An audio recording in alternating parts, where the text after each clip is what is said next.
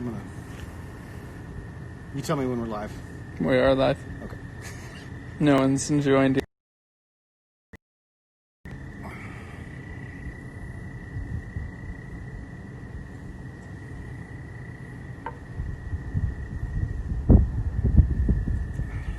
People have joined.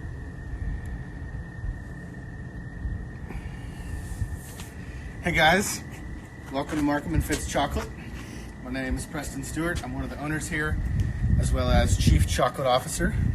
We are located in Bentonville, Arkansas, at the amazing culinary destination called the 8th Street Market. It was a destination about 2 weeks ago before everything happened with the pandemic. So thanks for joining us, and I'd like to just invite you guys in to see what we got going on.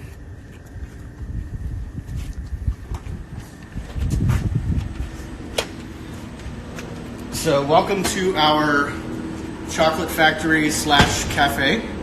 It looks a little bit different than it did a couple weeks ago. Usually on a Friday night we would have 20 to 30 people in here enjoying cocktails and cake, or families enjoying hot chocolate with their kids. But as you can see, things have changed because of the COVID-19 pandemic. So just wanted to give you guys an opportunity to check out the space, and if you have any questions, feel free to chime in and we'll answer those live. But for now, our cafe is a chocolate fulfillment space. So we have kind of transitioned our business to taking curbside pickups as well as local delivery for desserts and wine and all kinds of good stuff. We also ship nationwide. You can still get those. So this is kind of our fulfillment triage, if you will.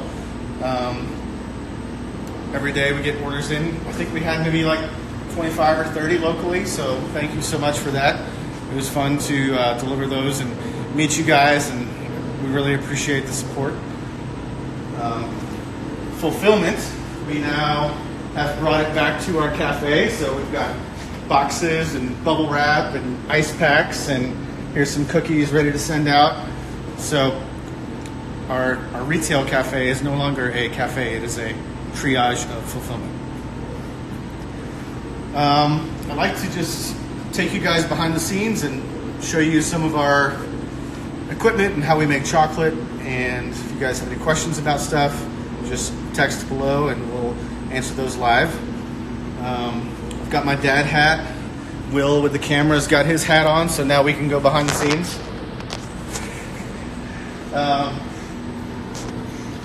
So to make great chocolate, you need great cocoa beans. So that's where we start. So it's kind of funny. We ordered cocoa beans and organic sugar like 3 weeks ago, so we're very well stocked for the next while. So big shout out to Uncommon Cacao, Anjali, Stasi, Emily, you guys are great. Thank you for all you do in helping support the craft cacao and chocolate operations. So the first thing we do when we get beans in is we sort them. So I'll throw some gloves on. I've got some beans already pulled out here. And so along with cocoa beans that are ideal for chocolate making, like these guys here, they're nice and round and plump. Sometimes we'll get other things that we don't want in chocolate, or they just are harder to work with. So we'll sort these by hand for like these little flat guys, or this is our jar of shame. We've got rocks, twigs, sticks, kidney beans, coffee beans, there's the nail, feathers, all stuff that you don't want in chocolate, but sometimes hitches a ride with the cocoa beans. So hand sorting is our first step. So we'll spread them out here. We'll pick through them. Trashy bits go here. We'll compost those. We are a attempted zero waste facility, so we compost all of our food scraps and have a lot of recyclable and compostable materials. And then the good beans we'll put in a bin based on the origin, and then they're ready to be roasted. So it all starts right here. All 1,000 pounds that you see behind me will get hand sorted, picked through, and ready to roast. That way, the chocolate is as good as it can be. So after we've got our beans sorted,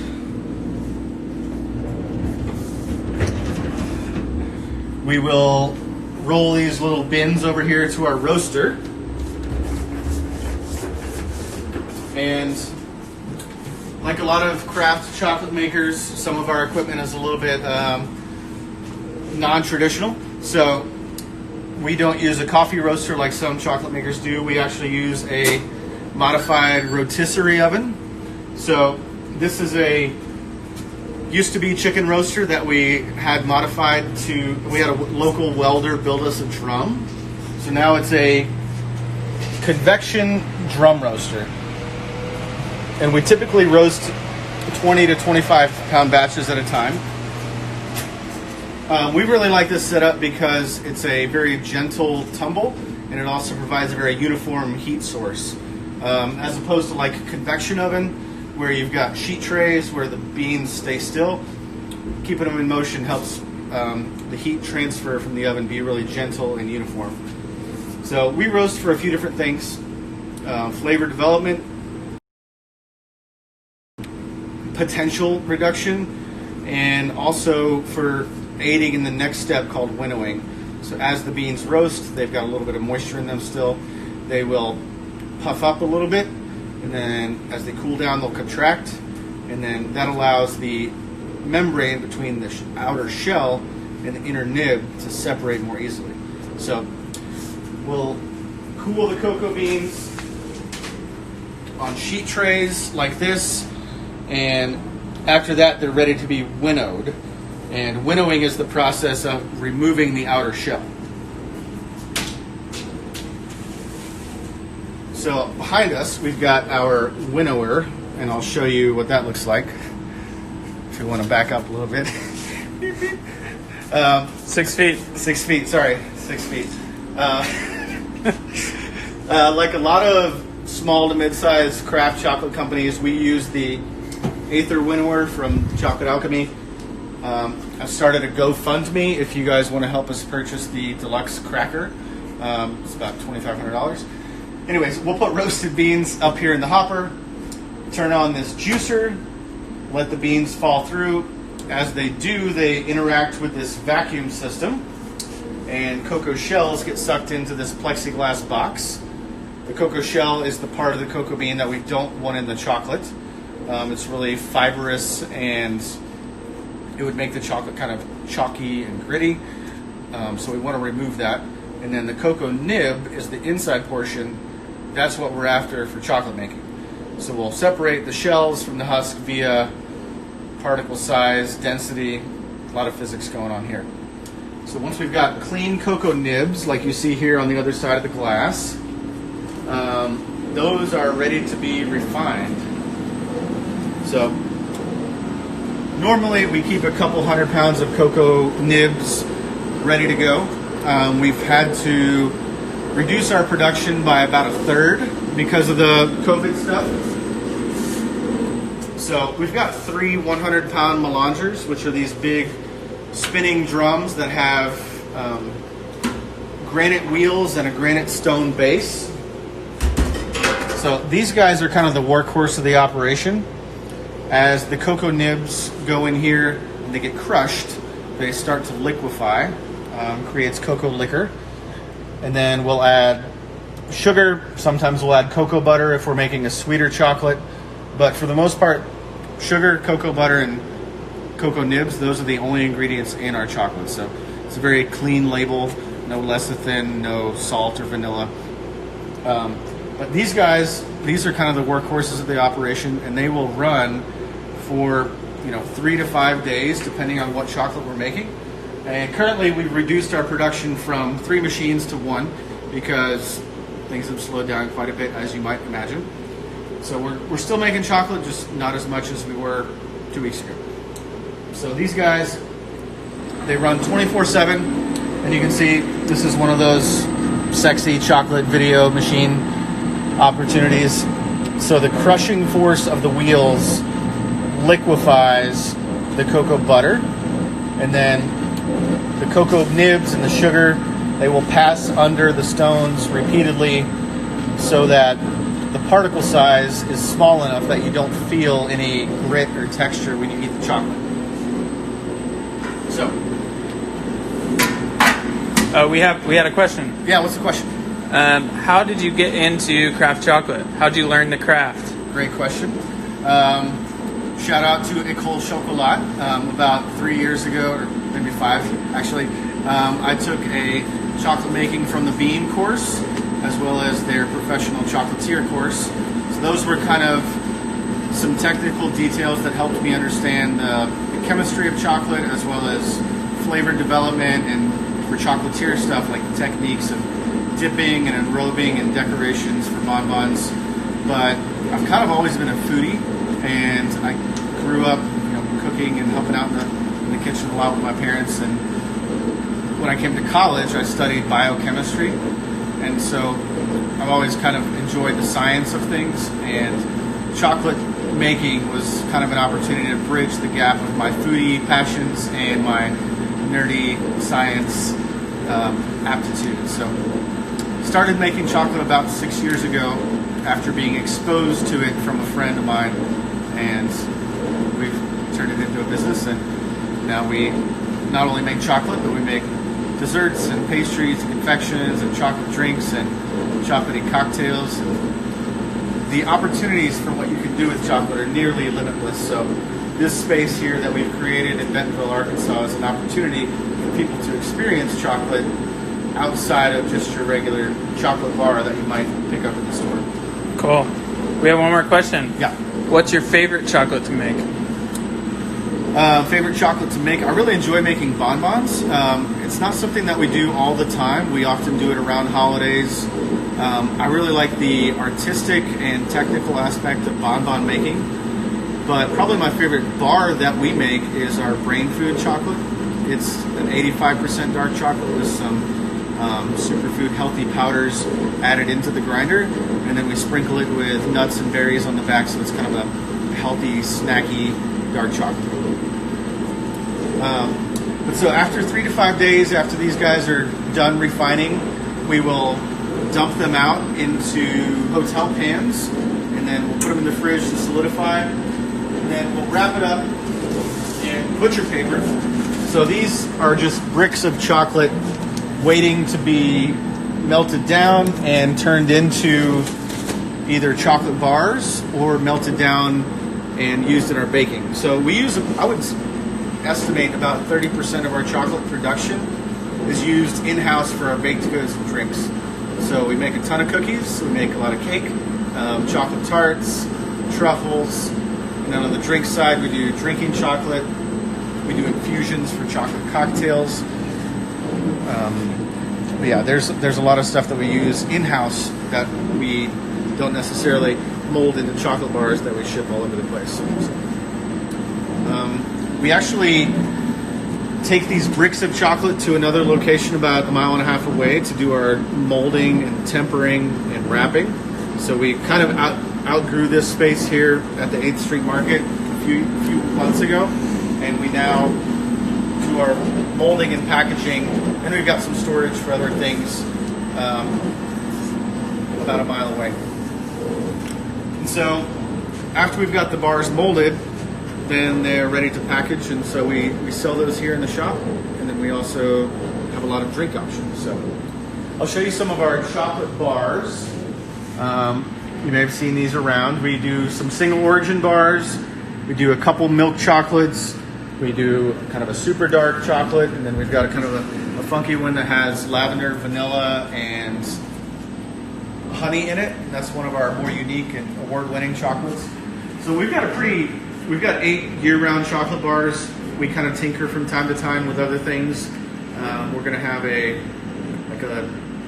limited edition 3-pack coming out soon, so keep an eye out for that on social media. But yeah, we've got kind of a wide variety of options. We're not just single origin people. We're not just milk chocolate.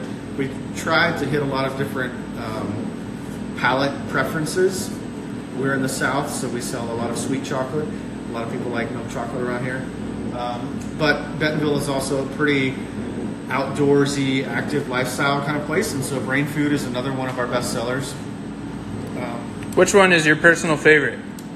My personal fave is probably our 70% dark from the Dominican Republic.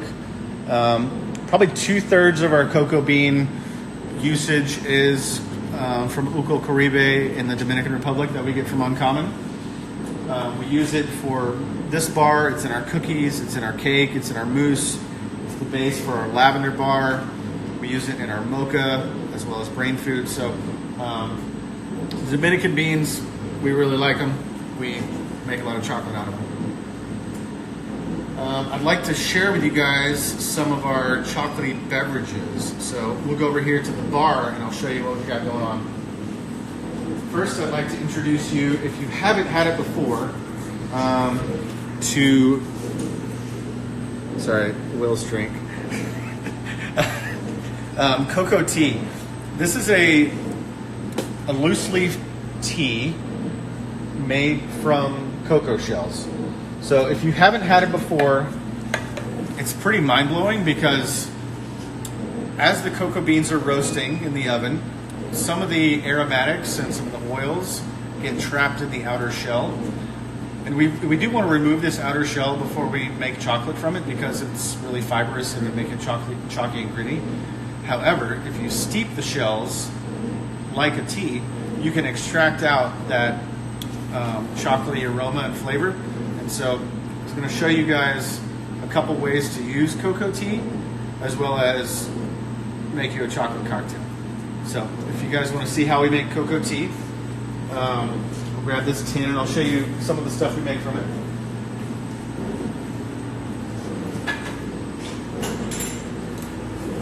So it's too bad you don't have smell-o-vision.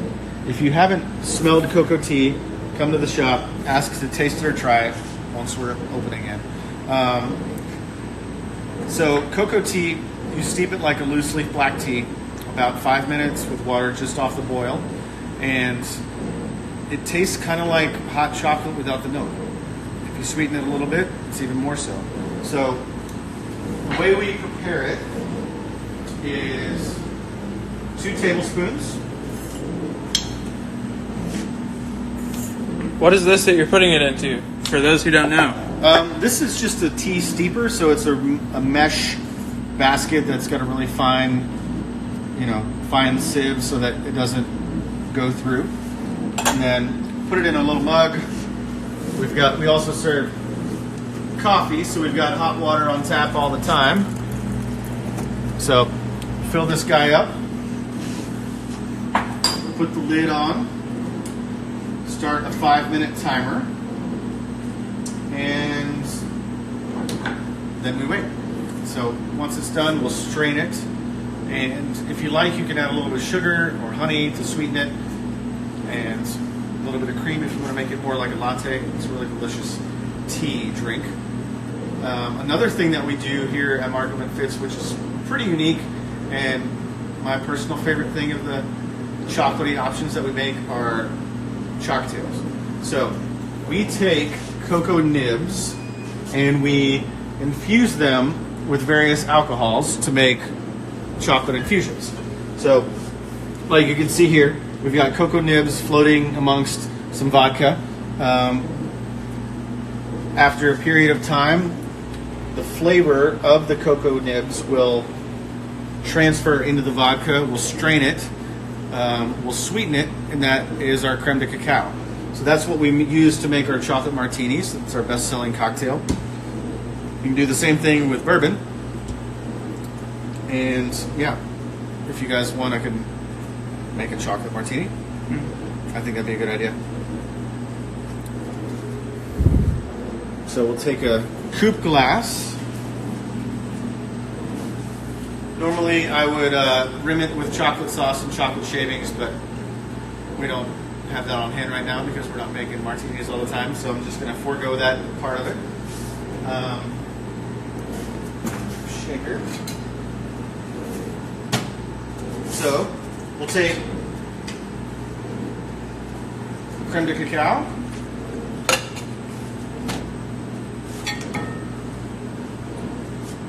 a little bit of vodka,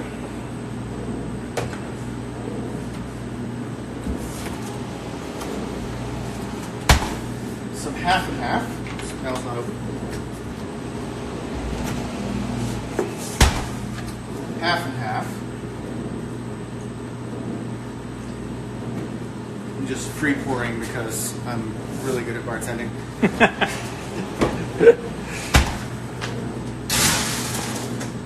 Some ice. It's tight.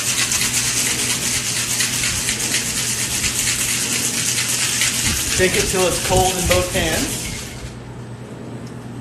Break the seal. And then grab a strainer. And then you've got a nice creamy, frothy, chocolatey martini. So for all you locals, once all this coronavirus crap passes, come back in for your chocolate martini fix. Cheers. How's that free pour? I'm really good at free pouring. Good. Yeah, I just wanted to thank you guys for chiming in, for tuning in, and if you guys live locally, please continue to support us via local deliveries, curbside pickup. If you aren't local, there's a link in our bio on our Instagram page for our website. You can go online and order chocolate bars. Questions. We also have free shipping on orders over $50, so hop on there. Do you guys have any final questions before we log off of this little Instagram live feed?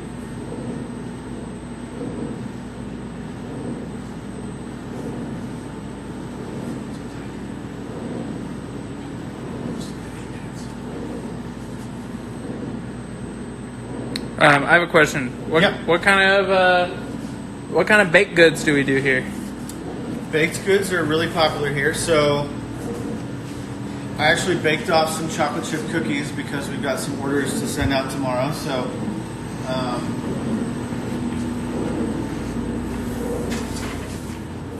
these bad boys are our best-selling item. It's a brown sugar bourbon chocolate chip cookie using our 70% dark chocolate. It's got a nice crispy edge, soft middle, a lot of chocolate. It's one of our best-selling things, and like a lot of people ask me, do you like eat chocolate all the time since you work at a chocolate shop? And not really. I still enjoy it. I don't really crave it as much as I used to. However, the cookies still have a very tight grip on me, and I at least eat 3 a week, but hopefully not more than that. We also make a really delicious chocolate cake.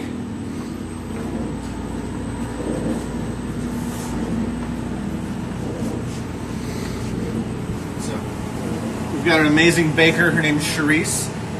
She makes all of our baked goods, and she does a lot of our confectionery work as well. So this is a 6-layer chocolate cake that has buttercream, ganache. Order cake if you need some by the slice. We're doing date night delivered for you locals. Cake or chocolate tarts, as well as a bottle of wine. So thank you to the ABC for lifting the alcohol regulations during these trying times. We can deliver wine and beer to you. Here's another question. Sure. Who does your design work? Oh, it's actually me! What's up, guys? Okay. But thank you. Take it over. Okay. So that little beeper went off. Whoop. Yep. I'll pick that up later. So, 5 minutes has elapsed.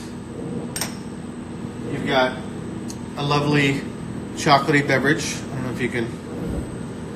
It literally smells like hot chocolate. Throw a little bit of sugar or simple syrup in there, and all your vegan and dairy-free friends will love you forever for making them hot chocolate. Cool. You want to introduce yourself or say who you are one more time? Sure. Thanks you guys for tuning in. My name is Preston Stewart. You can consider me your chocolate dad. Or not. Chocolate dad, yeah. I'm the co-owner and chief chocolate officer here at Markham Fitz Chocolate in Bentonville, Arkansas at the 8th Street Market. All right. Signing off.